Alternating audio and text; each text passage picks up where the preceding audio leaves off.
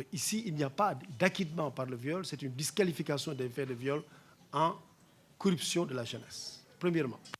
Deuxième précision, ce chef d'accusation, le fait de demander qu'on poursuive pour pratique corruptive de la jeunesse, était bien visé dans l'ordonnance qui a saisi la chambre criminelle du tribunal de grande instance de Dakar. Le juge d'instruction, dans son ordonnance qui renvoie Ousmane Sonko devant la chambre correctionnelle, avait visé les faits de viol, donc poursuite pour viol, menace de mort, etc., et corruption de la jeunesse. C'est un document qui existe, tout le monde peut le lire, tout le monde peut le consulter. Parce que souvent, pourquoi je tiens à dire ça? Parce que souvent les gens disent, mais pourquoi on l'a condamné pour quelque chose qui n'était pas visé? Eh bien, c'était visé. C'est ça la réponse. Dans l'ordonnance de renvoi, il y avait bien donc poursuite pour viol, mais aussi poursuite pour corruption de la jeunesse. Ce n'est pas quelque chose que le juge a sorti de son chapeau ou de sa manche. Non, pas du tout. C'était bien prévu dans l'ordonnance de renvoi de Ousmane Sonko devant la chambre criminelle. Cela dit, maintenant, je vais terminer, Monsieur le Premier ministre, par donner juste quelques indications sur l'exécution de la décision de justice.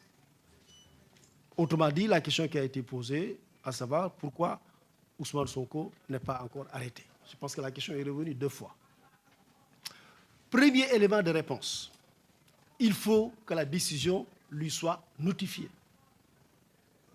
Il faut que la décision lui soit notifiée. La décision est en cours de réaction par le juge. Et lui, il ne nous appartient pas de dire au juge, allez, faites vite pour votre décision. Non, c'est la justice sénégalaise qui fonctionne. Elle est indépendante. Elle fonctionne à son rythme. Donc, il faut que la décision soit disponible. Lorsque la décision est disponible, il faut qu'elle lui soit notifiée. Une fois que la décision lui est notifiée, deuxième étape, lui-même, le condamné, peut se constituer prisonnier.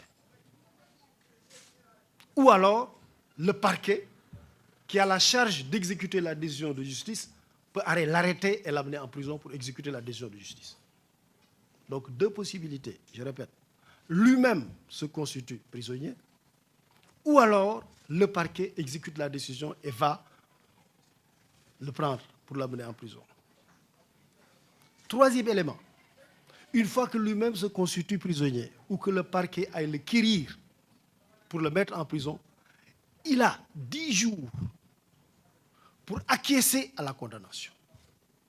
10 jours pour donc dire je suis d'accord avec la condamnation, ou alors contester la décision. Contester la décision en disant que je ne suis pas d'accord avec cette décision. Auquel cas, il peut être rejugé par la même juridiction, voire la même composition. Autrement dit, les mêmes gens qui l'avaient jugé, les mêmes magistrats, je ne dirais pas gens, les mêmes magistrats, la même composition qui l'avaient jugé, peut le rejuger. Tout comme des magistrats de la même juridiction peuvent le rejuger. Ce qu'il faut entendre ici, c'est que c'est une sorte d'opposition. Ce n'est pas l'appel, ce n'est pas la cour d'appel. Non, c'est la même juridiction qui le rejuge. Pourquoi? Parce que s'il se constitue ou lorsque la peine est exécutée et que lui-même dise « je ne suis pas d'accord », la décision de contumace tombe. Et lorsque la décision de contumace tombe, il est rejugé. Et lorsqu'il est rejugé, évidemment, il peut y avoir une confirmation du premier jugement ou une infirmation du premier jugement. Donc voilà juste, Monsieur le Premier ministre, les quelques éléments de réponse que je voulais donner à la question de savoir pourquoi il n'a pas encore fait l'objet d'arrestation.